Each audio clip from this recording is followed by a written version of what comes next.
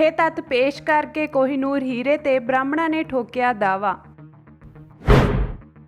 ਕਲਕੱਤਾ ਵਿੱਚ Bhajpa worker police ਨਾਲ ਭਿੜੇ, police ਵਾਹਨਾਂ ਦੀ ਕੀਤੀ ਸਾੜ-ਫੂਕ। ਆਪ ਪੰਜਾਬ ਨੇ ਭਾਜਪਾ ਤੇ ਵਿਧਾਇਕਾਂ ਨੂੰ ਖਰੀਦਣ ਦੀ ਕੋਸ਼ਿਸ਼ ਦੇ ਲਾਏ ਦੋਸ਼। ਅਜ਼ਰਬੈਜਾਨ ਅਰਮੀਨੀਆ ਦਰਮਿਆਨ ਮੁੜ ਸ਼ੁਰੂ ਹੋਈ ਜੰਗ। ਵਾਹਿਗੁਰੂ ਜੀ ਕਾ ਖਾਲਸਾ, ਵਾਹਿਗੁਰੂ ਜੀ ਕੀ ਫਤਿਹ। ਸੁਰਖੀਆਂ ਤੋਂ ਬਾਅਦ ਹੁਣ ਖਬਰਾਂ ਦੇ ਵਿਸਥਾਰ ਵੱਲ ਚੱਲਦੇ ਹਾਂ। ਸਭ ਤੋਂ ਪਹਿਲਾਂ ਗੱਲ ਕਰਦੇ ਹਾਂ ਕੋਹਿਨੂਰ ਹੀਰੇ ਦੀ। ਕੋਹਿਨੂਰ ਹੀਰਾ ਜੋ ਖਾਲਸਾ ਰਾਜ ਦੀ ਇੱਕ ਅਮੁੱਲ ਨਿਸ਼ਾਨੀ ਹੈ ਅਤੇ ਦੁਨੀਆ ਦਾ ਸਭ ਤੋਂ ਮਹਿੰਗਾ ਹੀਰਾ ਜਿਸ ਨੂੰ ਕਿਹਾ ਜਾਂਦਾ ਹੈ, ਅਤੇ ਖਾਲਸਾ ਰਾਜ ਦੇ ਉੱਤੇ ਬਰਤਾਨੀਆ ਰਾਜ ਦਾ ਜਿਹੜਾ ਕਬਜ਼ਾ ਹੋਣ ਤੋਂ ਬਾਅਦ ਇਸ ਕੋਹਿਨੂਰ ਹੀਰੇ ਨੂੰ ਵੀ ਖਾਲਸਾ ਰਾਜ ਦੀਆਂ ਹੋਰ ਬੇਸ਼ਕੀਮਤੀ ਚੀਜ਼ਾਂ ਦੇ ਨਾਲ ਬਰਤਾਨੀਆ ਲਿਜਾਇਆ ਗਿਆ ਸੀ।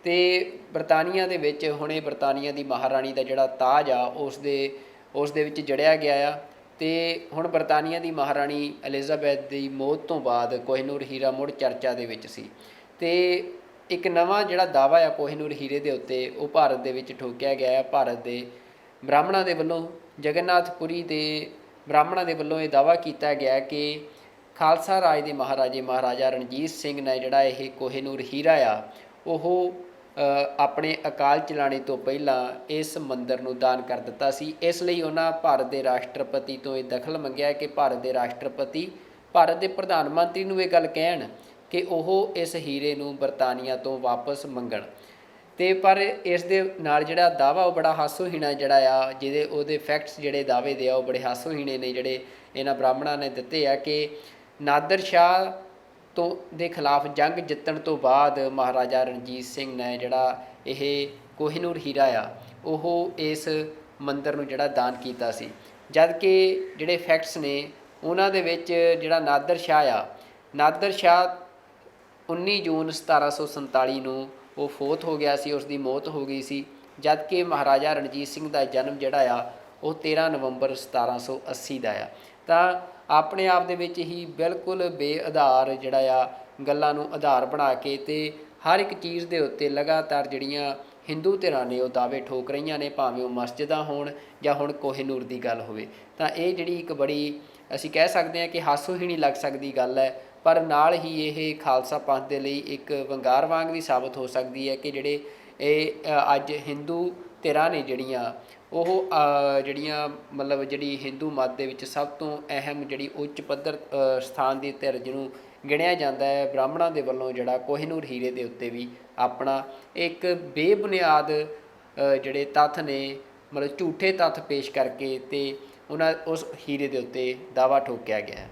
ਅਗਲੀ ਖਬਰ ਵੱਲ ਵਧਦੇ ਹਾਂ। ਖਬਰ ਬੰਗਾਲ ਤੋਂ ਆ। ਪੱਛਮੀ ਬੰਗਾਲ ਦੇ ਵਿੱਚ ਕੋਲਕਾਤਾ ਦੇ ਵਿੱਚ ਅੱਜ ਭਾਜਪਾ ਵੱਲੋਂ ਆਪਣਾ ਸ਼ਕਤੀ ਪ੍ਰਦਰਸ਼ਨ ਕੀਤਾ ਗਿਆ। ਭਾਜਪਾ ਦੇ ਵੱਲੋਂ ਅੱਜ ਕੋਲਕਾਤਾ ਦੇ ਵਿੱਚ ਇੱਕ ਵੱਡਾ ਇਕੱਠ ਸਾਰੇ ਹੀ ਸੂਬੇ ਤੋਂ ਆਪਣੇ ਵਰਕਰਾਂ ਦਾ ਸੱਦਿਆ ਗਿਆ ਸੀ ਅਤੇ ਇਸ ਦੌਰਾਨ ਉਹ ਜਿਹੜਾ ਸਕੱਤਰੇਤ ਆ ਉਸ ਵੱਲ ਨੂੰ ਵੱਧ ਰਹੇ ਸਨ। ਤਾਂ ਇਸ ਦਰਮਿਆਨ ਭਾਜਪਾ ਵਰਕਰਾਂ ਦੀ ਅਤੇ ਪੁਲਿਸ ਦੀ, ਪੱਛਮੀ ਬੰਗਾਲ ਪੁਲਿਸ ਦੀ ਆਪਸੀ ਝੜਪ ਹੋ ਗਈ ਅਤੇ ਝੜਪ ਹਿੰਸਕ ਰੂਪ ਧਾਰ ਗਈ ਅਤੇ ਭਾਜਪਾ ਵਰਕਰਾਂ ਦੀਆਂ ਵੀਡੀਓਜ਼ ਜਿਹੜੀਆਂ ਨੇ ਉਹ ਸਾਹਮਣੇ ਆਈਆਂ ਨੇ, ਜਿਸ ਵਿੱਚ ਉਹ ਪੁਲਿਸ ਦੇ ਵਾਹਨਾਂ ਨੂੰ ਅੱਗ ਨਾਲ ਸਾੜ ਰਹੇ ਨੇ, ਭੰਨ ਤੋੜ ਕਰ ਰਹੇ ਨੇ ਅਤੇ ਹਿੰਸਕ ਜਿਹੜਾ ਪੂਰਾ ਪ੍ਰਦਰਸ਼ਨ ਆ ਭਾਜਪਾ ਦਾ ਉਹ ਹਿੰਸਕ ਰੂਪ ਲੈ ਗਿਆ ਅਤੇ ਵੱਡੀ ਗਿਣਤੀ ਦੇ ਵਿੱਚ ਪੁਲਿਸ ਮੁਲਾਜ਼ਮਾਂ ਦੇ ਵੀ ਸੱਟਾਂ ਲੱਗੀਆਂ ਨੇ ਅਤੇ ਭਾਜਪਾ ਦੇ ਵਰਕਰ ਵੀ ਦੱਸਿਆ ਜਾ ਰਿਹਾ ਕਿ ਵੱਡੀ ਗਿਣਤੀ ਦੇ ਵਿੱਚ ਜ਼ਖਮੀ ਹੋਏ ਨੇ ਅਤੇ ਕਈ ਭਾਜਪਾ ਆਗੂਆਂ ਨੂੰ ਪੁਲਿਸ ਵੱਲੋਂ ਹਿਰਾਸਤ ਵਿੱਚ ਵੀ ਲੈ ਲਿਆ ਗਿਆ ਹੈ।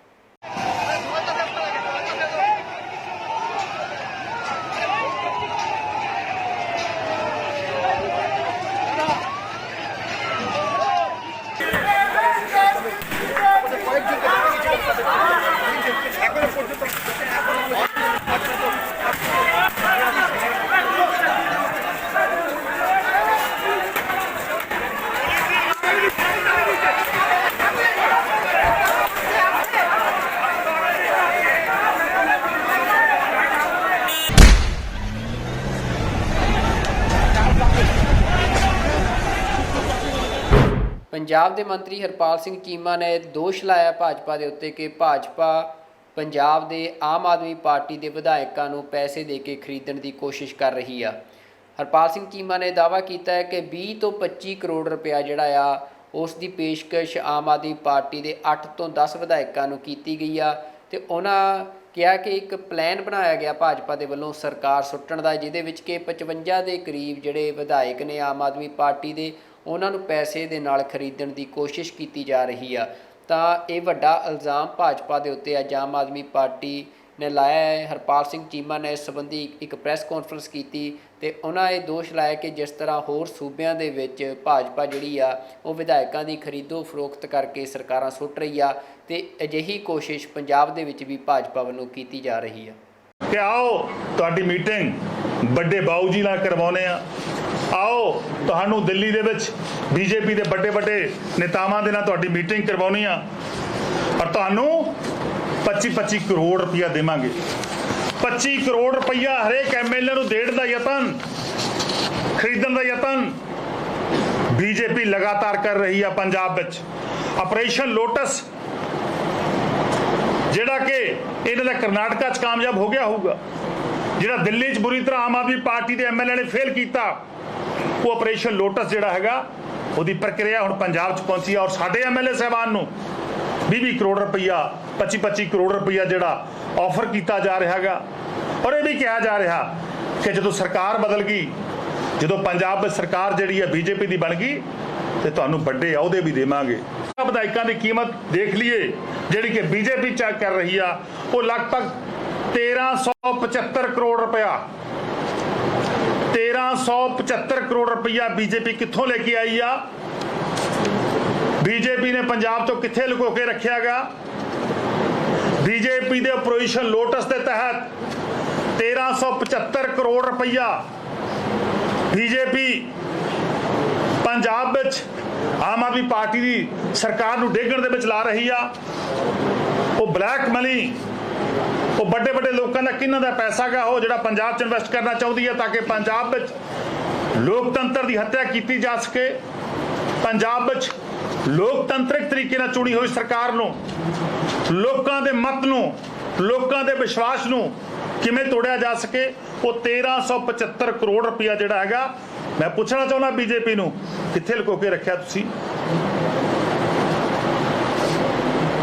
ਮੇਰਾ ਕਹਿਣ ਦਾ ਭਾਵ ਬੀਜੇਪੀ ਜਿਹੜੀ ਆ, ਬੀਜੇਪੀ ਦੇ ਲੀਡਰ ਜਿਹੜੇ ਨੇ ਉਹ 1375 ਕਰੋੜ ਰੁਪਇਆ ਪੰਜਾਬ ਵਿੱਚ ਲਾ ਕੇ ਪੰਜਾਬ ਵਿੱਚ ਆਮ ਆਦਮੀ ਪਾਰਟੀ ਦੀ ਸਰਕਾਰ ਨੂੰ ਡੇਗਣਾ ਚਾਹੁੰਦੇ ਨੇਗੇ। ਇਸ ਤੋਂ ਪਹਿਲਾਂ ਲਗਭਗ 800 ਕਰੋੜ ਰੁਪਏ ਦੇ ਨਾਲ 800 ਕਰੋੜ ਰੁਪਏ ਦੇ ਨਾਲ ਬੀਜੇਪੀ ਨੇ ਸਾਡੀ ਦਿੱਲੀ ਦੀ ਅਰਵਿੰਦ ਕੇਜਰੀਵਾਲ ਜੀ ਦੀ ਸਰਕਾਰ ਨੂੰ ਡੇਗਣ ਦਾ ਯਤਨ ਕੀਤਾ। ਜੇ ਆਪਾਂ ਇਹਦਾ ਟੋਟਲ ਕਰ ਲਈਏ ਤਾਂ ਲਗਭਗ 2100-2200 ਕਰੋੜ ਰੁਪਇਆ ਬਣਦਾਗਾ। ਇਹ ਬੀਜੇਪੀ ਜਿਹੜੀ ਆ ਇਹ ਪੈਸਾ ਕਿੱਥੋਂ ਲੈ ਕੇ ਆਈ ਆ? ਇਸ ਪੈਸੇ ਦੇ ਨਾਲ ਜਿੱਥੇ ਪਹਿਲਾਂ ਲੋਕਤੰਤਰ ਦੀ ਹੱਤਿਆ ਕਰਨ ਦਾ ਯਤਨ ਦਿੱਲੀ 'ਚ ਕੀਤਾ, ਹੁਣ ਉਹ ਪੰਜਾਬ 'ਚ ਕਰ ਰਹੀ ਆ। ਪਰ ਸਾਰੇ ਮਨਸੂਬਿਆਂ ਦੇ ਵਿੱਚ ਮੈਂ ਬੜੇ ਯਕੀਨ ਦੇ ਨਾਲ ਕਹਿਣਾਗਾ, ਬੜੇ ਵਿਸ਼ਵਾਸ ਦੇ ਨਾਲ ਕਹਿਣਾਗਾ ਕਿ ਬੀਜੇਪੀ ਸਫਲ ਨਹੀਂ ਹੋ ਸਕੂਗੀ, ਕਿਉਂਕਿ ਆਮ ਆਦਮੀ ਪਾਰਟੀ ਦੇ ਐਮਐਲਏ ਸਾਹਿਬਾਨ, ਆਮ ਆਦਮੀ ਪਾਰਟੀ ਦੀ ਸਰਕਾਰ ਲੋਕਾਂ ਦੇ ਪ੍ਰਤੀ, ਮੁੱਖ ਮੰਤਰੀ ਪੰਜਾਬ ਦੀ ਵਿਚਾਰਧਾਰਾ ਦੇ ਉੱਤੇ ਲਗਾਤਾਰ ਅਸੀਂ ਕੰਮ ਕਰ ਰਹੇ ਹਾਂਗੇ। ਸੋ ਜਿੰਨਾ ਮਰਜ਼ੀ ਇਹ ਜ਼ੋਰ ਲਾ ਲੇ, ਬੀਜੇਪੀ ਸਫਲ ਨਹੀਂ ਹੋਊ। ਮੈਂ ਇਸ ਖੁੱਲੇ ਮੰਚ ਤੋਂ ਬੀਜੇਪੀ ਨੂੰ ਚੈਲੰਜ ਕਰਦਾਗਾ ਕਿ ਸਾਡੇ ਸਾਰੇ ਸਿਪਾਹੀ ਵਿਚਾਰਧਾਰਾ ਗਈ ਆ ਕਿ ਦੇਸ਼ ਦੇ ਨੌਜਵਾਨਾਂ ਨੂੰ, ਦੇਸ਼ ਦੇ ਬੱਚਿਆਂ ਨੂੰ ਚੰਗੀ ਕੁਆਲਿਟੀ ਦੀ ਗੁਣਾਤਮਕ ਐਜੂਕੇਸ਼ਨ ਦੇਣਾ ਸਾਡਾ ਸਕਸੈਸਫੁਲ ਮਾਡਲ ਜਿਹੜਾਗਾ ਉਹ ਦਿੱਲੀ 'ਚ ਕੰਮ ਕਰ ਰਿਹਾਗਾ ਔਰ ਉਸ ਮਾਡਲ ਦੇ ਉੱਤੇ ਪੰਜਾਬ 'ਚ ਕੰਮ ਸ਼ੁਰੂ ਹੋਇਆਗਾ। ਦੇਸ਼ ਦੇ ਨਾਗਰਿਕਾਂ ਨੂੰ ਅੱਛੀਆਂ ਸਿਹਤ ਸਹੂਲਤਾਂ ਦੇਣੀਆਂ ਉਹ ਸਾਡੇ ਏਜੰਡੇ 'ਚ ਅਸੀਂ ਦਿੱਲੀ 'ਚ ਦਿੱਤੀਆਂ ਨੇ ਔਰ ਪੰਜਾਬ 'ਚ ਦੇ ਰਹਾਂਗੇ। ਸੋ ਮੈਂ ਸਮਝਦਾ ਬੁਨਿਆਦੀ ਸਹੂਲਤਾਂ ਦੇਣ ਦਾ ਸੰਕਲਪ ਦੇਸ਼ ਦੇ ਲੋਕਾਂ ਨੂੰ ਆਮ ਆਦਮੀ ਪਾਰਟੀ ਨੇ ਦੇ ਸਿਧਾਂਤ ਦੇ ਵਿੱਚ ਆ, ਅਸੀਂ ਉਸ ਦੇ ਉੱਤੇ ਸਾਡੇ ਸਾਰੇ ਐਮਐਲਏ ਸਾਹਿਬਾਨ ਡਟ ਕੇ ਖੜੇ ਨੇਗੇ ਔਰ ਡਟ ਕੇ ਪਹਿਰਾ ਦਿੰਦੇ ਰਹਾਂਗੇ। ਸੋ ਮੈਂ ਇੱਕ ਵਾਰ ਫੇਰ ਦੁਹਰਾਉਣਾ ਚਾਹੁੰਦਾਗਾ ਕਿ ਬੀਜੇਪੀ ਦੇ ਲੋਕਤੰਤਰ ਨੂੰ ਕਤਲ ਕਰਨ ਵਾਲੇ ਮਨਸੂਬਿਆਂ ਦੇ ਵਿੱਚ ਬੀਜੇਪੀ ਕਾਮਯਾਬ ਨਹੀਂ ਹੋਊਗੀ ਔਰ ਬੀਜੇਪੀ ਦਾ ਆਪਰੇਸ਼ਨ ਲੋਟਸ ਜਿੱਥੇ ਦਿੱਲੀ 'ਚ ਬੁਰੀ ਤਰ੍ਹਾਂ ਫੇਲ ਹੋਇਆਗਾ ਉੱਥੇ ਪੰਜਾਬ 'ਚ ਵੀ ਬੁਰੀ ਤਰ੍ਹਾਂ ਫੇਲ ਹੋਊਗਾ ਔਰ ਬੀਜੇਪੀ ਨੂੰ ਮੂੰਹ ਦੇ ਮੂੰਹ ਦੀ ਖਾਣੀ ਪੈਣੀ ਹੈ। ਆਮ ਆਦਮੀ ਪਾਰਟੀ ਦੇ ਸੁਪਰੀਮੋ ਅਰਵਿੰਦ ਕੇਜਰੀਵਾਲ ਆਪਣੇ ਆਪ ਨੂੰ ਕੱਟੜ ਇਮਾਨਦਾਰ ਕਹਿੰਦੇ ਨੇ ਤੇ ਆਮ ਆਦਮੀ ਪਾਰਟੀ ਨੇ ਆਪਣੀ ਸਾਰੀ ਸਿਆਸਤ ਨੂੰ ਕਰਪਸ਼ਨ ਦੇ ਖਿਲਾਫ ਮੁਹਿੰਮ ਦੇ ਉੱਤੇ ਖੜਾ ਕੀਤਾ ਹੈ। ਪੰਜਾਬ ਦੇ ਵਿੱਚ ਵੀ ਜਦੋਂ ਸਰਕਾਰ ਬਣਨ ਤੋਂ ਬਾਅਦ ਲੋਕ ਸਭਾ ਦੀਆਂ ਚੋਣਾਂ ਸਨ, ਜਿਹੜੀ ਭਗਵੰਤ ਮਾਨ ਦੀ ਸੀਟ ਸੀ ਸੰਗਰੂਰ ਦੀ, ਜਿਹੜੀ ਉਹਨਾਂ ਖਾਲੀ ਕੀਤੀ ਸੀ, ਤਾਂ ਉਸ ਤੋਂ ਪਹਿਲਾਂ ਜਿਹੜਾ ਵਿਜੇ ਸਿੰਗਲਾ ਜਿਹੜੇ ਆਮ ਆਦਮੀ ਪਾਰਟੀ ਦੇ ਵਿਧਾਇਕ ਸੀ ਤਾਂ ਉਹਨਾਂ ਦੇ ਉੱਤੇ ਕਰਪਸ਼ਨ ਦੇ ਚਾਰਜਿਸ ਲੱਗੇ ਤੇ ਉਹਨਾਂ ਨੂੰ ਜਿਹੜਾ ਆ ਮੰਤਰੀ ਮੰਡਲ 'ਚੋਂ ਬਾਹਰ ਕੱਢਿਆ ਗਿਆ ਸੀ। ਪਰ ਵਿਜੇ ਸਿੰਗਲਾ ਜਿਹੜੇ ਨੇ ਉਹ ਜ਼ਮਾਨਤ 'ਤੇ ਰਿਹਾ ਹੋਣ ਤੋਂ ਬਾਅਦ ਹੁਣ ਸਾਰੀਆਂ ਅਧਿਕਾਰਤ ਜਿਹੜੀਆਂ ਬੈਠਕਾਂ ਨੇ ਉਹਨਾਂ ਦੇ ਵਿੱਚ ਸ਼ਾਮਲ ਹੁੰਦੇ ਨੇ, ਆਮ ਆਦਮੀ ਪਾਰਟੀ ਦੇ ਉੱਚ ਆਗੂਆਂ ਦੇ ਨਾਲ ਬੈਠੇ ਨਜ਼ਰ ਆਉਂਦੇ ਨੇ, ਜਿਹਦੇ ਉੱਤੇ ਵਿਰੋਧੀ ਧਿਰਾਂ ਲਗਾਤਾਰ ਸਵਾਲ ਚੁੱਕ ਰਹੀਆਂ ਸੀ। ਪਰ ਹੁਣ ਆਮ ਆਦਮੀ ਪਾਰਟੀ ਦੇ ਇੱਕ ਹੋਰ MLA ਫੌਜਾ ਸਿੰਘ ਸਰਾਰੀ ਦੀ ਕਰਪਸ਼ਨ ਦੇ ਨਾਲ ਸੰਬੰਧਿਤ ਆਡੀਓ ਜਿਹੜੀ ਆ ਉਹ ਲੀਕ ਹੋਈ ਆ ਤੇ ਵਾਇਰਲ ਹੋ ਰਹੀ ਆ ਤੇ ਵਿਰੋਧੀ ਧਿਰਾਂ ਹੁਣ ਇਸ ਮਸਲੇ ਦੇ ਉੱਤੇ ਸਰਕਾਰ ਨੂੰ ਘੇਰ ਰਹੀਆਂ ਨੇ। ਆਓ ਸਭ ਤੋਂ ਪਹਿਲਾਂ ਸੁਣਦੇ ਹਾਂ ਕਿ ਜਿਹੜੀ ਇਹ ਆਡੀਓ ਆ ਇਹਦੇ ਵਿੱਚ ਫੌਜਾ ਸਿੰਘ ਸਰਾਰੀ ਜਿਹੜੇ ਆ ਉਹ ਕੀ ਗੱਲ ਕਰ ਰਹੇ ਨੇ। ਮਕਾਨ ਦੇ ਕੰਮ ਨਿਬੇੜਨਾ ਅੱਛਾ ਮੈਂ ਦੱਸਿਆ ਕਿਉਂ ਨਹੀਂ, ਨਾ ਹੀ ਉਹਨੇ ਦੱਸਿਆ ਅਗਲੇ ਨੇ ਵੀ ਇਹਦਾ ਇਹਨਾਂ ਨੂੰ ਪਤਾ ਲੱਗ ਗਿਆ, ਇਹਨਾਂ ਨੇ ਗੰਦ ਪਾ ਦੇਣਾ। ਨਾਲ ਉਹਨੂੰ ਲੈ ਕੇ ਜਾਵਾਂਗਾ, ਨਾਲ ਉਹਨੂੰ ਲੈ ਕੇ ਜਾਵਾਂਗਾ ਨਾ ਮੁੰਸ਼ੀ ਨੂੰ। ਜੇ ਆਪਾਂ ਫੜਨੀ ਹੈ ਤੇ ਆਪਾਂ ਫੜਨ ਦਾ ਕੰਮ ਹੀ ਕਰਾਂਗੇ, ਫਿਰ ਤੂੰ ਸੱਦਾਂਗੇ ਉੱਥੇ ਆ ਜਾਏਗੀ ਆਪੇ।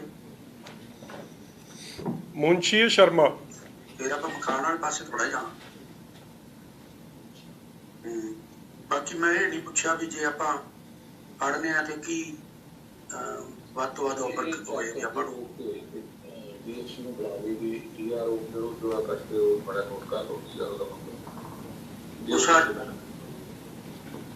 ਮੈਂ ਉਹ ਮੰਗ ਲੈਣਾ ਡਿਟੇਲ ਉਹਦੀ, ਉਹਦਾ ਮਤਲਬ ਕੀ ਹੁੰਦਾ। ਮਾਰਕੀਟ ਕਮੇਟੀ ਦਾ ਉਹਦਾ ਵਿੱਚ ਇਹਨਾਂ ਨਾਲ ਸੰਬੰਧ ਨਹੀਂ ਹੈ ਕਿਉਂਕਿ ਉਹ ਚੀਜ਼ ਆਟਾ ਇਹ ਆਟਾ ਅੱਛਾ ਬੜਾ ਉਹ ਵਿੱਚ ਪੈ ਜਾਣਾ ਕਿ ਆਪਣਾ ਸੌਦਾ ਸੁਦਾ ਖਰਾਬ ਕਰਵਾ ਸੌਦਾ ਤਾਂ ਉਹਨਾਂ ਨੇ ਆਪੇ ਕਰ ਲੈਣਾ ਜੀ। ਜੇ ਆਪਾਂ ਸੌਦਾ ਕਰਨਾ ਹੈ ਤਾਂ ਉਹਨਾਂ ਨੇ ਉਸੇ ਵੇਲੇ ਕਹਿ ਦੇਣਾ। ਮੰਤਰੀ ਕਹਿ ਰਿਹਾ ਜੇ ਸੌਦਾ ਕਰ ਲੂਗਾ, ਕਹਿੰਦਾ ਫਿਰ ਇਹ ਬੰਦਾ ਕਹਿ ਰਿਹਾ ਆਪਣਾ ਕਪੂਰ ਸਾਹਿਬ ਜੇ ਸੌਦਾ ਕਰਨਾ ਤੇ ਫਿਰ ਤਾਂ ਆਪ ਹੀ ਕਰ ਲੈਣਗੇ। ਫਿਰ DFSC ਨੂੰ ਉੱਥੇ ਕੱਲਾ ਸੱਦ ਰਿਹਾ ਕਿ ਜੇ ਸੌਦਾ ਨਾ ਪੁੱਕਿਆ ਅਖੀਰ 'ਚ ਗੱਲ ਆਊਗੀ ਫਿਰ ਤਾਂ DFSC ਨੂੰ ਫੜਾ ਦਿਆਂਗੇ, ਤੇ ਜੇ ਸੌਦਾ ਮੁੱਕ ਗਿਆ ਤੇ DFSC ਨੂੰ ਬਾਹਰ ਕਰ ਦਿਆਂਗੇ। ਮਤਲਬ ਸ਼ਰੇਆਮ ਹੀ ਲੁੱਟ, ਦਿਨ ਦਿਹਾੜੇ ਡਕੈਤੀ ਵੱਜ ਰਹੀ ਆ ਸਰਕਾਰ ਦੇ, ਪੰਜਾਬ ਦੇ ਲੋਕਾਂ ਦੇ ਮਾਰਕੀਟ ਦੇ ਮਾਲ ਦੀ। ਅੱਗੇ ਸੁਣਾਈ ਦਿਓ ਲਾਸਟ ਬਿਟ ਸ਼ਰਮੇ ਤੋਂ ਜੇ ਆਪਾਂ ਫੜ ਲੈਂਦੇ ਆ ਛੱਡਣੀਆਂ ਹੋਣ ਤੇ ਕੀ ਦੇਣਗੇ।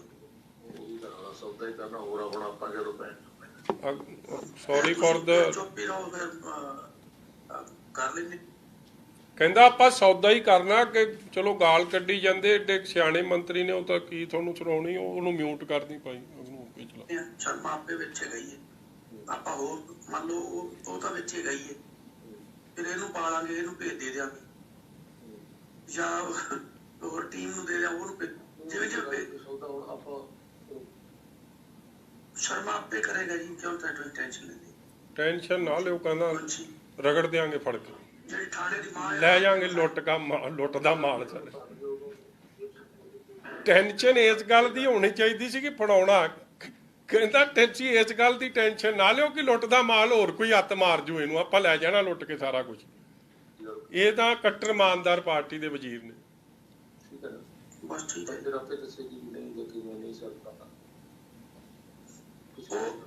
ਉਹ ਕਰ ਲਾਂਗੇ ਕੋਈ ਗੱਲ।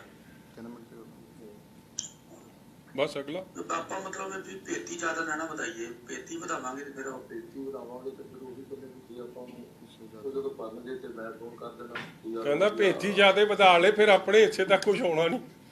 ਅਗਲੀ ਹੁਣ ਅਖੀਰਲੀ ਗੱਲ ਸੁਣੋ, ਕਮਾਲ ਦੀ ਗੱਲ ਹੀ ਆ। ਨਹੀਂ ਅਜੇ ਫੋਨ ਨਾ ਕਰੋ, ਪਹਿਲਾਂ ਮੈਨੂੰ ਪਤਾ ਕਰਨ ਦਿਓ। ਪਤਾ ਕਰ ਲਓ ਫਿਰ ਉਹਨੂੰ ਪੁੱਛ ਲੈਣਾ ਕਿ ਇੱਥੇ ਆਓ ਤੇ ਉਹ ਜਿਹੜੇ GRO ਕੱਟੇ ਉਹ ਦਿਖਾਓ। ਇੰਨੀ ਗੱਲ ਕਹਿਤੀ ਤਾਂ ਮਿਲ ਜਾਣਾ ਤਾਂ ਸਕਦਾ। ਨਹੀਂ ਉਹ ਤਾਂ ਜਦੋਂ ਉੱਥੇ ਗੱਡੀਆਂ ਫੜੀਆਂ ਨਾ, ਮੈਂ ਹੀ ਚਲਾ ਗਿਆ ਤੇ ਮੈਂ ਮੰਗ ਲਿਆ ਵੀ ਲਿਆਓ ਬਈ, ਤੇ ਉਹਨਾਂ ਨੇ ਉਦੋਂ ਹੀ ਲੰਮੇ ਪੈ ਜਾਣਾ। ਤੁਹਾਨੂੰ ਤਾਂ ਫੋਨ ਕਰਨ ਦੀ ਵੀ ਨਹੀਂ ਲੋੜ ਪੈਣੀ। ਹਾਂ, ਬਾਕੀ ਉਹ ਕੀ ਦੇਣਗੇ ਕੀ ਕਰਨਗੇ ਉਹ ਮੈਂ ਸ਼ਰਮੇ ਤੋਂ ਆਈਡੀਆ ਲੈ ਲੈਣਾ। ਉਹ ਕਰ ਲਓ ਤੇ ਉਹ ਜੇ ਨਾਲ ਲੇਟੇ ਤਾਂ ਫਿਰ ਮੈਡਮ ਨੂੰ ਬੁਲਾ ਲਾਂਗੇ, ਦੇਖੀ ਆ ਜਾਏ।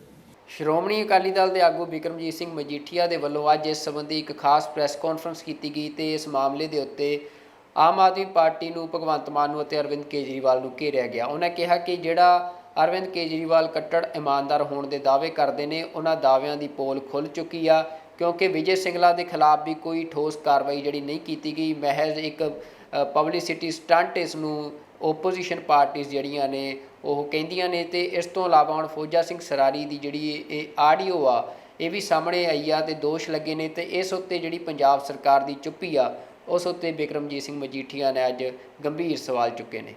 ਜੋ ਕੱਲ ਤੋਂ ਇੱਕ ਵੀਡੀਓ ਵਾਇਰਲ ਹੋ ਰਹੀ ਹੈ ਔਰ ਮੈਂ ਸਮਝਿਆ ਕਿ ਇਹ ਇਸ ਲਈ ਵੀ ਬੜਾ ਜ਼ਰੂਰੀ ਹੈ ਕਿ ਆਮ ਆਦਮੀ ਪਾਰਟੀ ਦੀ ਮੌਜੂਦਾ ਸਰਕਾਰ ਦੇ ਮੁੱਖ ਮੰਤਰੀ ਜਾਂ ਉਹਨਾਂ ਦੇ ਕਨਵੀਨਰ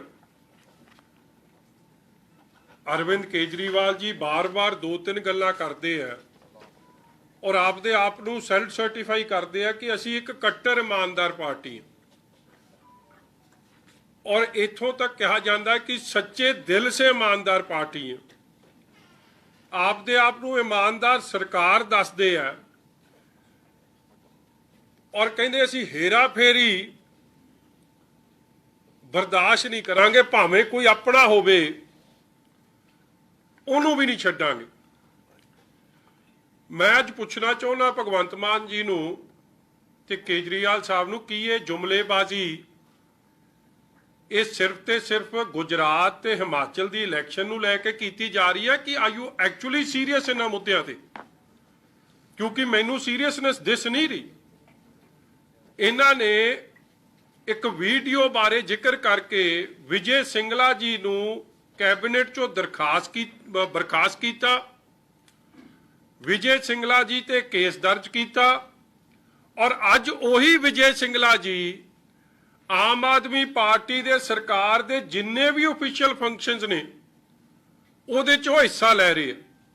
ਆਮ ਆਦਮੀ ਪਾਰਟੀ ਨੇ ਉਹਨਾਂ ਨੂੰ ਡਿਸਓਨ ਨਹੀਂ ਬਲਕਿ ਓਨ ਕਰ ਲਿਆ ਔਰ ਇਹੀ ਕਾਰਨ ਬਣਿਆ ਕਿ ਅੱਜ ਤੱਕ ਵਿਜੇ ਸਿੰਗਲਾ ਜੀ ਦੀ ਨਾ ਉਹ ਵੀਡੀਓ ਤੁਹਾਡੇ ਸਾਹਮਣੇ ਆਈ ਹੈ, ਨਾ ਉਹ ਕੋਰਟ 'ਚ ਪੇਸ਼ ਹੋਈ ਔਰ ਨਾ ਹੀ ਵਿਜੇ ਸਿੰਗਲਾ ਦੇ ਖਿਲਾਫ ਕੋਈ ਚਾਰਜ ਸ਼ੀਟ ਪੇਸ਼ ਕੀਤੀ ਗਈ। ਸੋ ਕੀ ਜਿਸ ਮੰਤਰੀ ਨੂੰ ਬਰਖਾਸਤ ਕੀਤਾ ਗਿਆ ਜਾਂ ਤਾਂ ਉਦੋਂ ਝੂਠ ਬੋਲਿਆ ਗਿਆ ਤੇ ਜਾਂ ਹੁਣ ਕਿਹੜਾ ਸੌਦਾ ਪੁੱਕ ਗਿਆ, ਕਿਹੜਾ ਸੌਦਾ ਮੁਕਾ ਲਿਆ ਕੇਜਰੀਵਾਲ ਸਾਹਿਬ, ਮਾਨ ਸਾਹਿਬ? ਪੰਜਾਬ ਦੇ ਲੋਕਾਂ ਨੂੰ ਵੀ ਦੱਸ ਦਿਓ ਕਿ ਤੁਸੀਂ ਅੱਜ ਉਹ ਤੁਹਾਡੇ ਇੱਕ ਉਹਦੀ ਫੋਟੋ ਵੀ ਆਈ ਕਿ ਜਿੰਨੇ ਵਜ਼ੀਰ ਵੀ ਜਾਂਦੇ ਨੇ ਕੋਈ ਪ੍ਰੋਗਰਾਮ ਹੋਣ ਤੇ ਨਾਲ ਹੀ ਸਿੰਗਲਾ ਜੀ ਬੈਠੇ ਹੁੰਦੇ ਆ। ਇੱਕ ਅਮਨ ਅਰੋੜਾ ਸਾਹਿਬ ਨਾਲ ਫੋਟੋ ਆਈ, ਫਿਰ ਮੈਨੂੰ ਲੱਗਦਾ ਮਾਨਸੇ ਜਦ ਝੰਡਾ ਲਹਿਰਾਇਆ ਗਿਆ ਉਦੋਂ ਸ਼ਾਇਦ ਉਹਨਾਂ ਦੇ ਬੀਬੀ ਜੀ ਬਲਜੀਤ ਕੌਰ ਜੀ ਗਏ, ਉਦੋਂ ਝੰਡਾ ਲਹਿਰਾਇਆ ਗਿਆ। ਜਦੋਂ ਪ੍ਰੋਗਰਾਮ ਸੀ ਉਦੋਂ ਵੀ ਸਿੰਗਲਾ ਜੀ ਨਾਲ ਬੈਠੇ ਸੀ। ਪੰਜਾਬ ਦੇ ਲੋਕਾਂ ਨੂੰ ਤੁਹਾਡੀ ਕੱਟੜ ਇਮਾਨਦਾਰਾ ਸੋਚ ਤਾਂ ਸਮਝ ਆ ਹੀ ਰਹੀ ਹੈ, ਮਗਰ ਉਹਦੇ ਪਰਦੇ ਵੀ ਫਾਸ਼ ਕਰ ਦਿਓ, ਲੋਕੀ ਅੰਦਰਲੂ ਹੀ ਸੈਟਲਮੈਂਟ ਵੀ ਸਮਝ ਲੈਣ ਕੀ ਆ। ਆ ਦੂਜੀ ਹੁਣ ਵੀਡੀਓ ਆ ਗਈ ਆ।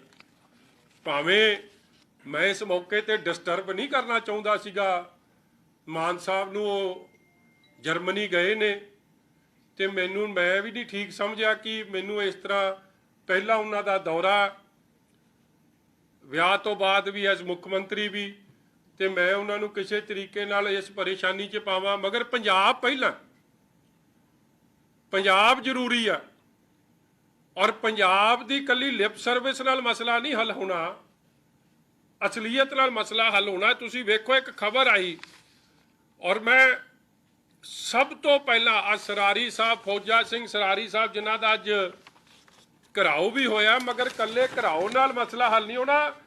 ਸਿੰਗਲਾ ਜੀ ਤੇ ਤਾਂ ਅੱਜ ਤੱਕ ਉਹ ਵੀਡੀਓ ਸਾਹਮਣੇ ਆਈ ਨਹੀਂ ਔਰ ਜੋ ਮੈਂ ਚਾਰਜ ਸ਼ੀਟ ਪੜ੍ਹੀ ਆ ਜਾਂ ਸਮਝੀ ਆ ਉਹ ਹਲੇ ਤੱਕ ਉਹ ਗੋਲਮੋਲ ਕੰਮ ਹੀ ਆ। 5 ਲੱਖ ਤੋਂ ਵੱਧ ਦਾ ਕੋਈ ਇਲਜ਼ਾਮ ਉਹ ਤੋਂ ਗਾਹ ਨਹੀਂ ਜਾ ਰਿਹਾ, ਉਹ ਵੀ ਹਲੇ ਨਹੀਂ ਪੇਸ਼ ਹੋਈ। ਮਗਰ ਫੌਜਾ ਸਿੰਘ ਸਰਾਰੀ ਸਾਹਿਬ ਨੇ ਤਾਂ ਮਾਰਕਫੈਡ ਦੇ 2.5 ਕਰੋੜ ਦੇ ਗਵਨ ਨੂੰ ਸਰਕਾਰੀ ਖਜ਼ਾਨੇ ਨੂੰ ਚੂਨਾ ਲਾ ਕੇ ਉਹਦੇ 'ਚ ਹਿੱਸੇਦਾਰੀ, ਪਤਾ ਕਿ ਚੂਨਾ ਲੱਗਿਆ, ਪਤਾ ਕਿ ਚੋਰੀ ਹੋਈ ਹੈ, ਉਹਦੇ 'ਚ ਰਲ ਮਿਲ ਕੇ ਉਸ ਚੂਨੇ 'ਚੋਂ ਉਸ ਠੱਗੀ ਠੋਰੀ 'ਚੋਂ ਪੈਸੇ ਕਮਾਉਣ ਦੀ ਗੱਲ ਕਰ ਰਹੇ। ਇਸ ਤੋਂ ਵੱਡੀ ਸਰਕਾਰ ਦੇ ਖਜ਼ਾਨੇ ਨਾਲ ਧੋਖਾਧੜੀ, ਦਿਨ ਦਿਹਾੜੇ ਲੁੱਟ ਕਿਹੜੀ ਹੋਰ ਹੋ ਸਕਦੀ ਹੈ। ਯੂਰਪ ਇੱਕ ਵਾਰ ਫੇਰ ਜੰਗਾਂ ਦੇ ਵਿੱਚ ਘਿਰਦਾ ਨਜ਼ਰ ਆ ਰਿਹਾ ਹੈ। ਜਿੱਥੇ ਇੱਕ ਪਾਸੇ ਰੂਸ ਯੂਕਰੇਨ ਜੰਗ ਜਿਹੜੀ ਆ ਉਹ ਲਗਾਤਾਰ ਜਾਰੀ ਹੈ, ਉੱਥੇ ਦੂਜੇ ਪਾਸੇ ਅਰਮੀਨੀਆ ਅਤੇ ਅਜ਼ਰਬੈਜਾਨ ਦਰਮਿਆਨ ਜਿਹੜਾ ਇੱਕ ਸ਼ਾਂਤੀ ਸਮਝੌਤਾ ਹੋਇਆ ਸੀ, ਇੱਕ ਯੁੱਧਬੰਦੀ ਹੋਈ ਸੀ, ਉਹ ਵੀ ਬੀਤੀ ਰਾਤ ਟੁੱਟ ਗਈ ਆ। ਅਰਮੀਨੀਆ ਨੇ ਦੋਸ਼ ਲਾਇਆ ਕਿ ਬੀਤੀ ਰਾਤ ਅਜ਼ਰਬੈਜਾਨ ਦੀਆਂ ਫੌਜਾਂ ਦੇ ਵੱਲੋਂ ਅਰਮੀਨੀਆ ਦੇ ਇਲਾਕਿਆਂ ਦੇ ਵਿੱਚ ਬੰਬਾਰੀ ਕੀਤੀ ਗਈ ਅਤੇ ਇਸ ਬੰਬਾਰੀ ਦੇ ਵਿੱਚ 49 ਅਰਮੀਨੀਆ ਦੇ ਫੌਜੀ ਜਿਹੜੇ ਆ ਉਹ ਮਾਰੇ ਗਏ ਨੇ। ਘੱਟੋ ਘੱਟ ਮ੍ਰਿਤਕਾਂ ਦੀ ਗਿਣਤੀ ਅਰਮੀਨੀਆ ਦੇ ਸੁਰੱਖਿਆ ਮਹਿਕਮੇ ਨੇ 49 ਦੱਸੀ ਆ ਅਤੇ ਇਹ ਗਿਣਤੀ ਵੱਧ ਵੀ ਸਕਦੀ ਆ। ਅਤੇ ਅਜ਼ਰਬੈਜਾਨ ਨੇ ਇਹ ਦੋਸ਼ ਲਾਇਆ ਕਿ ਇਹ ਕਾਰਵਾਈ ਜਿਹੜੀ ਆ ਜਵਾਬੀ ਕਾਰਵਾਈ ਸੀ। ਅਜ਼ਰਬੈਜਾਨ ਦਾ ਕਹਿਣਾ ਹੈ ਕਿ ਅਰਮੀਨੀਆ ਦੀਆਂ ਫੌਜਾਂ ਜਿਹੜੀਆਂ ਨੇ ਉਹ ਲਗਾਤਾਰ ਅਜ਼ਰਬੈਜਾਨ ਦੇ ਸਰਹੱਦ 'ਤੇ ਲੱਗੇ ਫੌਜੀਆਂ ਨੂੰ ਭੜਕਾਉਣ ਦੀ ਕੋਸ਼ਿਸ਼ ਕਰਦੀਆਂ ਰਹੀਆਂ ਨੇ, ਜਿਸ ਦੇ ਨਤੀਜੇ ਵਜੋਂ ਜਿਹੜਾ ਇਹ ਟਕਰਾਅ ਆ ਇਹ ਹੋਇਆ ਹੈ। ਅਜ਼ਰਬੈਜਾਨ ਅਤੇ ਅਰਮੀਨੀਆ ਦੀਆਂ ਫੌਜਾਂ ਦਰਮਿਆਨ ਸਰਹੱਦ 'ਤੇ ਹੋਈ ਲੜਾਈ ਵਿੱਚ ਦਰਜਨਾਂ ਲੋਕਾਂ ਦੇ ਮਾਰੇ ਜਾਣ ਦੀ ਖਬਰ ਹੈ। ਅਰਮੀਨੀਆ ਨੇ ਕਿਹਾ ਹੈ ਕਿ ਸਰਹੱਦ ਉੱਤੇ ਅਜ਼ਰਬੈਜਾਨ ਦੀਆਂ ਫੌਜਾਂ ਵੱਲੋਂ ਕੀਤੇ ਹਮਲੇ ਵਿੱਚ ਉਸਦੇ 49 ਤੋਂ ਵੱਧ ਜਵਾਨਾਂ ਦੀ ਮੌਤ ਹੋਈ ਹੈ। ਅਰਮੀਨੀਆ ਨੇ ਅਜ਼ਰਬੈਜਾਨ 'ਤੇ ਹਮਲੇ ਦਾ ਦੋਸ਼ ਲਾਇਆ ਹੈ, ਜਦਕਿ ਅਜ਼ਰਬੈਜਾਨ ਨੇ ਕਿਹਾ ਹੈ ਕਿ ਅਰਮੀਨੀਆ ਦੇ ਫੌਜੀਆਂ ਵੱਲੋਂ ਭੜਕਾਊ ਕਾਰਵਾਈ ਦੇ ਚੱਲਦਿਆਂ ਇਹ ਟਕਰਾਅ ਹੋਇਆ ਹੈ। ਦੋਵਾਂ ਮੁਲਕਾਂ ਦਰਮਿਆਨ ਨਗੋਰਨੋ ਕਾਰਾਬਾਖ ਇਲਾਕਿਆਂ ਨੂੰ ਲੈ ਕੇ ਸਰਹੱਦੀ ਟਕਰਾਅ ਚੱਲਦਾ ਆ ਰਿਹਾ ਹੈ। ਅਰਮੀਨੀਆ ਦੇ ਸੁਰੱਖਿਆ ਮਹਿਕਮੇ ਨੇ ਕਿਹਾ ਹੈ ਕਿ ਮੰਗਲਵਾਰ ਦੀ ਰਾਤ ਸਮੇਂ ਅਜ਼ਰਬੈਜਾਨ ਵੱਲੋਂ ਹਮਲਾ ਕੀਤਾ ਗਿਆ। ਹਮਲੇ ਦੀਆਂ ਕੁਝ ਵੀਡੀਓ ਸੋਸ਼ਲ ਮੀਡੀਆ 'ਤੇ ਵਾਇਰਲ ਵੀ ਹੋ ਰਹੀਆਂ ਹਨ। 2020 ਵਿੱਚ ਦੋਵਾਂ ਮੁਲਕਾਂ ਦਰਮਿਆਨ 6 ਮਹੀਨੇ ਲੰਬੀ ਚੱਲੀ ਲੜਾਈ ਵਿੱਚ 6500 ਤੋਂ ਵੱਧ ਲੋਕ ਮਾਰੇ ਗਏ ਸਨ। ਰੂਸ ਦੀ ਦਖਲਅੰਦਾਜ਼ੀ ਨਾਲ ਦੋਵਾਂ ਮੁਲਕਾਂ ਦਰਮਿਆਨ ਜੰਗਬੰਦੀ ਹੋਈ ਸੀ। 15 ਸਤੰਬਰ ਨੂੰ ਕੌਮਾਂਤਰੀ ਜਮਹੂਰੀਅਤ ਦਿਹਾੜੇ ਮੌਕੇ ਸ਼੍ਰੋਮਣੀ ਅਕਾਲੀ ਦਲ ਅੰਮ੍ਰਿਤਸਰ ਧਰਮ ਸਿੰਘ ਮਾਰਕੀਟ ਅੰਮ੍ਰਿਤਸਰ ਦੇ ਵਿੱਚ ਇੱਕ ਵੱਡਾ ਇਕੱਠ ਕਰਨ ਜਾ ਰਿਹਾ ਹੈ। ਇਹ ਇਕੱਠ ਸ਼੍ਰੋਮਣੀ ਗੁਰਦੁਆਰਾ ਪ੍ਰਬੰਧਕ ਕਮੇਟੀ ਦੀਆਂ ਚੋਣਾਂ ਕਰਵਾਉਣ ਦੇ ਲਈ ਕੀਤਾ ਜਾ ਰਿਹਾ ਹੈ ਅਤੇ ਇਸ ਤੋਂ ਇਲਾਵਾ ਬੰਦੀ ਸਿੰਘਾਂ ਦੀ ਰਿਹਾਈ ਦਾ ਮਸਲਾ ਵੀ ਇਸ ਇਕੱਠ ਦਾ ਅਹਿਮ ਮਸਲਾ ਹੋਵੇਗਾ। ਸ਼੍ਰੋਮਣੀ ਅਕਾਲੀ ਦਲ ਅੰਮ੍ਰਿਤਸਰ ਇਹ ਮੰਗ ਕਰ ਰਿਹਾ ਹੈ ਕਿ ਭਾਰਤ ਸਰਕਾਰ ਜਲਦ ਤੋਂ ਜਲਦ ਸ਼੍ਰੋਮਣੀ ਗੁਰਦੁਆਰਾ ਪ੍ਰਬੰਧਕ ਕਮੇਟੀ ਦੀਆਂ ਚੋਣਾਂ ਕਰਵਾਵੇ, ਜਿਹੜੀਆਂ ਕਿ ਪਿਛਲੇ 11 ਸਾਲਾਂ ਤੋਂ ਨਹੀਂ ਹੋਈਆਂ ਨੇ। SGPC ਦਾ ਕਾਨੂੰਨ ਬਣਿਆ, ਉਹਦੇ ਇਲੈਕਸ਼ਨ ਹਰੇਕ 5 ਸਾਲ ਦੇ ਬਾਅਦ ਹੋਣੇ ਚਾਹੀਦੇ ਹੈ। ਹੁਣ 15 ਸਾਲ ਹੋ ਗਏ ਹੈ, ਉਹਦੇ ਇਲੈਕਸ਼ਨ ਹੀ ਨਹੀਂ ਹਕੂਮਤ ਦਿੱਲੀ ਦੀ ਕਰਾ ਰਹੀ। ਫਿਰ ਗਦੀ ਗੇੜੇ ਦੇ ਵਿੱਚ ਪਾਈ ਜਾਂਦੇ ਆ। ਕਿਸਾਨਾਂ ਦੇ ਮਸਲੇ ਹੈ, MSP ਦੀ ਗੱਲ ਹੈ। ਇੱਥੇ ਪੱਪੂ ਜੀ ਨੇ ਮੂੰਗੀ ਦੀ ਦਾਲ ਦੀ ਗੱਲ ਕੀਤੀ ਹੈ, ਤੁਸੀਂ ਸਾਰਿਆਂ ਨੇ ਹੱਥ ਖੜੇ ਕੀਤੇ ਹੈ ਕਿ ਸਾਨੂੰ MSP ਨਹੀਂ ਮਿਲੀ, ਤੇ ਕਿਸਾਨਾਂ ਦਾ ਮੋਰਚਾ ਪੂਰਾ ਸਾਲ ਚੱਲਦਾ ਰਿਹਾ ਕਿ ਅਸੀਂ ਉਸ ਸਾਲ ਦੇ ਵਿੱਚ ਹੋਰ ਕੰਮ ਕਰਕੇ ਆਪਣੀ ਖੇਤੀ ਤੇ ਆਪਣੀ ਮਜ਼ਦੂਰੀ ਨੂੰ ਵਧਾ ਨਹੀਂ ਸੀ ਸਕਦੇ। ਸੋ ਇਹੋ ਜਿਹੇ ਕੰਮਾਂ ਦੇ ਵਿੱਚ ਸਾਨੂੰ ਉਲਝਾ ਦਿੱਤਾ। ਪਾਣੀਆਂ ਦਾ ਮਸਲਾ ਆ ਗਿਆ। ਸੁਖਬੀਰ ਸਿੰਘ ਕਹਿੰਦਾ ਹੈ ਕਿ ਜੇ ਇੱਕ ਬੂੰਦ ਵੀ ਪਾਣੀ ਦੀ ਹਰਿਆਣੇ ਨੂੰ ਦੇਤੀ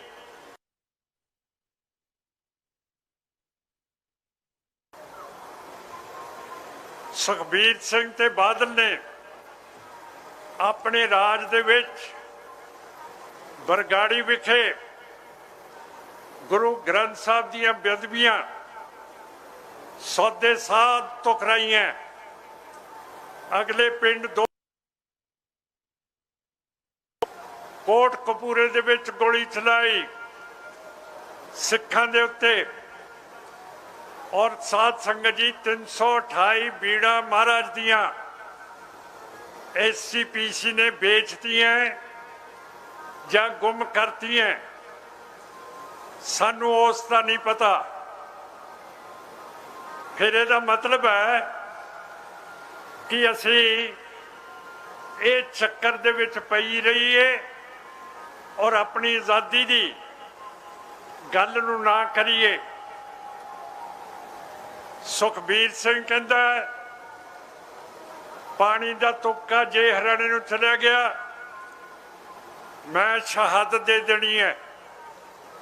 ਸੁਖਬੀਰ ਸਿੰਘ ਜੀ, ਤੁਹਾਡੀ ਸ਼ਹਾਦਤ ਦੇਣੀ, ਇਸ ਦੁਨੀਆ ਤੇ ਰਹਿਣਾ ਇੱਕੋ ਗੱਲ ਹੈ, ਸਾਨੂੰ ਕੋਈ ਫਰਕ ਨਹੀਂ ਪੈਣਾ ਤੁਹਾਡੀ ਸ਼ਹਾਦਤ ਦਾ। ਕਿਉਂ ਕਰਕੇ ਸਾਰੇ ਕੰਮ ਤੁਸੀਂ ਤੇ ਤੁਹਾਡੇ ਬਾਪੂ ਜੀ ਨੇ, ਬਾਦਲ ਦਲੀਆ ਨੇ, ਕਾਂਗਰਸੀਆਂ ਨੇ ਤੇ ਬੀਜੇਪੀ ਨੇ ਕੀਤੇ ਹੈ। ਤੁਸੀਂ ਮੈਨੂੰ ਫਤਵਾ ਦਿੱਤਾ, ਆਮ ਪਾਰਟੀ ਹੁਣੇ ਜਿੱਤੀ ਸੀ, ਉਹਦਾ ਚੀਫ ਮਿਨਿਸਟਰ ਮੈਂਬਰ ਪਾਰਲੀਮੈਂਟ ਸੀ, ਉਹਦੀ ਜਗ੍ਹਾ ਤੁਸੀਂ ਮੈਨੂੰ ਵੋਟ ਪਾ ਕੇ ਜਿਤਾਤਾ।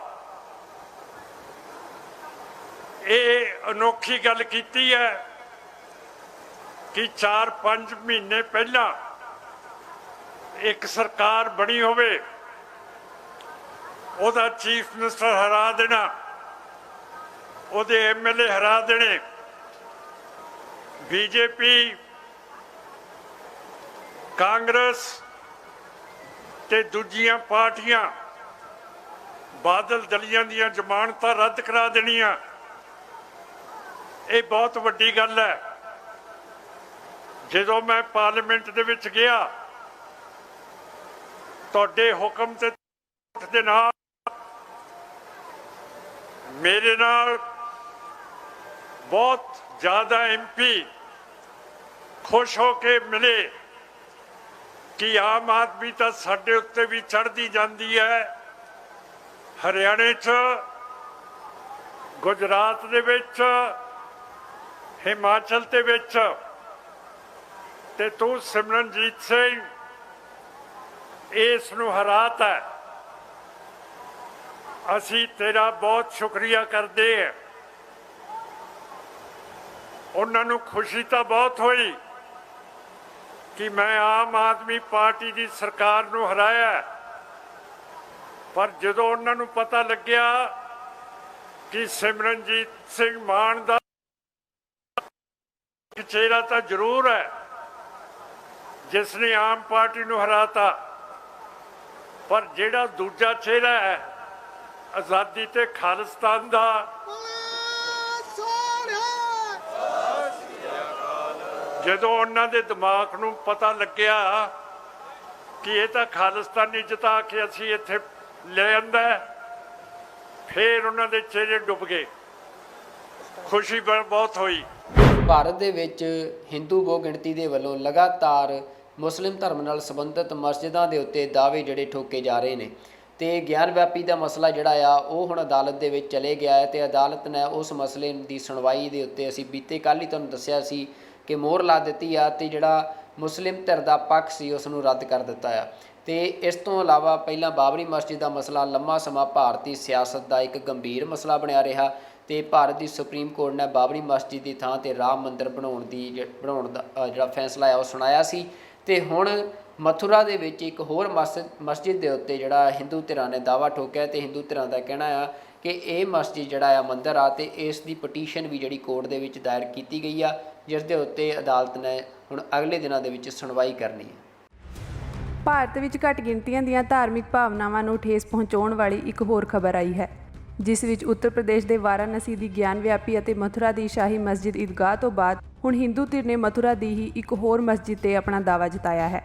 ਅਦਾਲਤ ਇਸ ਮਾਮਲੇ ਤੇ 26 ਅਕਤੂਬਰ ਨੂੰ ਸੁਣਵਾਈ ਕਰੇਗੀ।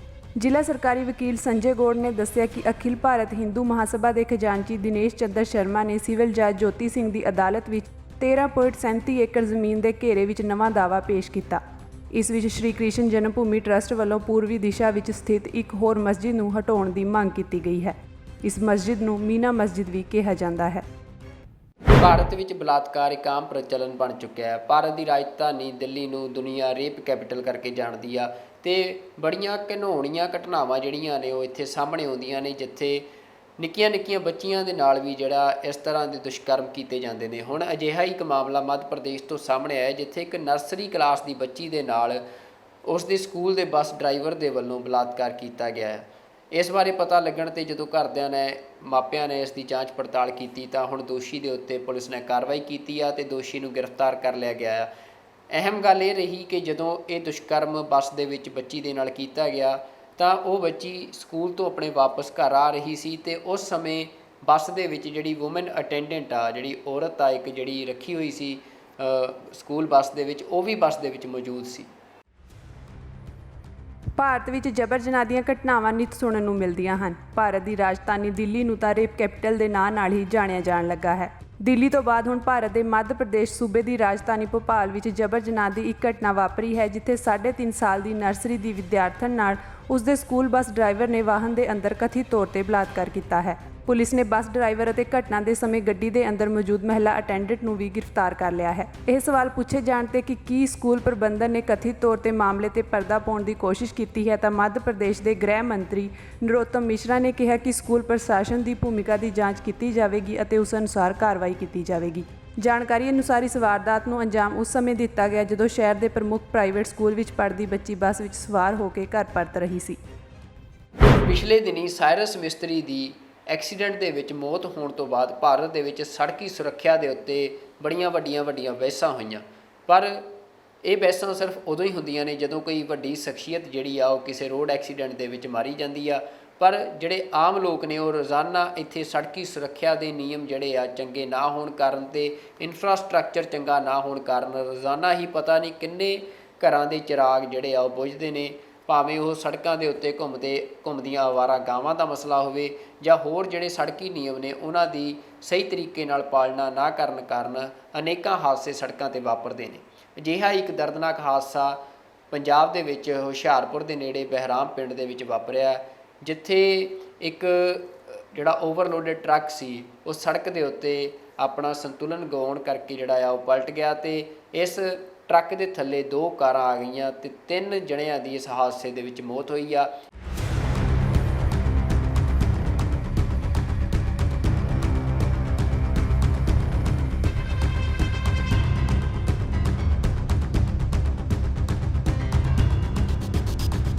ਫਗਵਾੜਾ ਮੋਹਾਲੀ ਮੁੱਖ ਮਾਰਗ ਤੇ ਕਸਬਾ ਬਹਿਰਾਮ ਵਿੱਚ ਮਿੱਟੀ ਨਾਲ ਭਰਿਆ ਇੱਕ ਟਰਾਲਾ ਸੜਕ ਤੇ ਜਾਂਦੀਆਂ 2 ਕਾਰਾਂ ਤੇ ਪਲਟ ਗਿਆ। ਇਸ ਘਟਨਾ ਵਿੱਚ 3 ਜਣਿਆਂ ਦੀ ਮੌਤ ਹੋ ਗਈ, ਜਦਕਿ ਦੂਜੀ ਕਾਰ 'ਚ ਸਵਾਰ 3 ਜਣੇ ਜ਼ਖਮੀ ਹੋ ਗਏ ਹਨ। ਇਸ ਹਾਦਸੇ ਵਿੱਚ ਮਰਨ ਵਾਲਿਆਂ ਦੀ ਪਛਾਣ ਗੁਰੂ ਇਕਬਾਲ ਸਿੰਘ ਪੁੱਤਰ ਅਮਰੀਕ ਸਿੰਘ, ਉਸ ਦੀ ਪਤਨੀ ਰਮਨਦੀਪ ਕੌਰ ਤੇ ਪੁੱਤਰ ਜਸਮੀਤ ਸਿੰਘ ਵਾਸੀ ਪਿੰਡ ਚੀਮਾ ਖੁੰਡੀ, ਤਹਿਸੀਲ ਬਟਾਲਾ, ਜ਼ਿਲ੍ਹਾ ਗੁਰਦਾਸਪੁਰ ਵਜੋਂ ਹੋਈ ਹੈ। ਸੰਤੁਲਨ ਵਿਗੜਨ ਕਾਰਨ ਮਿੱਟੀ ਦਾ ਭਰਿਆ ਇਹ ਟਰਾਲਾ ਪਲਟ ਗਿਆ, ਜਿਸ ਕਾਰਨ ਨਾਲ ਜਾ ਰਹੀਆਂ 2 ਕਾਰਾਂ ਇਸ ਦੇ ਹੇਠਾਂ ਦਬ ਗਈਆਂ। ਪਹਿਲੀ ਕਾਰ ਤੇ ਭਾਰ ਵੱਧ ਪੈ ਜਾਣ ਕਾਰਨ ਇਸ 'ਚ ਸਵਾਰ 3 ਜਣਿਆਂ ਦੀ ਥਾਂ ਤੇ ਹੀ ਮੌਤ ਹੋ ਗਈ। ਦੂਜੀ ਕਾਰ ਮਨਜਿੰਦਰ ਸਿੰਘ ਵਾਸੀ ਪੱਦੀ ਮੱਠ ਵਾਲਾ ਚਲਾ ਰਿਹਾ ਸੀ। ਉਸ ਨਾਲ ਉਸ ਦੀ ਮਾਮੀ ਸੁਖਵਿੰਦਰ ਕੌਰ ਤੇ ਮਾਮੀ ਦਾ ਮੁੰਡਾ ਪਰਮਜੀਤ ਸਿੰਘ ਸਵਾਰ ਸਨ। ਇਹ ਤਿੰਨੇ ਜ਼ਖਮੀ ਹੋ ਗਏ ਹਨ।